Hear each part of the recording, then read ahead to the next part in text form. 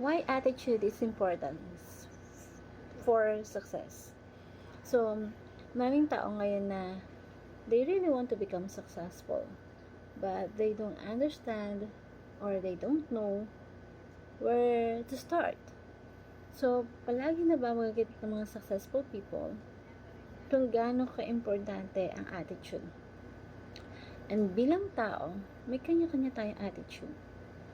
Just so happen na some of our attitude hindi nakakatulong para maging successful tayo. And most of the time, ito yung mga attitude na mas nakakapagpabagal sa atin or pumipigil sa atin to become successful. Kaya sinasabi nila, attitude is very important for you to become successful. Because through attitude, maraming bagay sa buhay natin ang pwedeng mabago. And first and foremost, we have to think before we act. The way you think that will be the way you will act. So, napaka-importante na we have to be aware of the attitude. We can say that it is the summary of a totality of your beingness. The totality of the perspective, the wisdom, or anything that we can do or practice in our life, or the comprehensions or the apprehensions.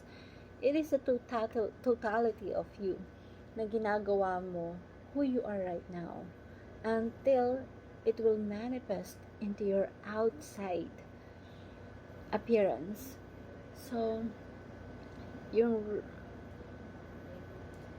everything that yung result na ginagawa natin is based on the attitude that we have. For us to become success, we have to develop a good attitude. The attitude na talagang masasabi mo na this time this is the attract of how do we attract of what we want and who become that we want. And first of all, we have to change the mindset, the attitude, the way we think, the way we react things. So, kailangan natin matutunan yung tamang attitude na talaga namang makakatulong na maging close and closer to our goal. And most of us, mas prefer natin na maging successful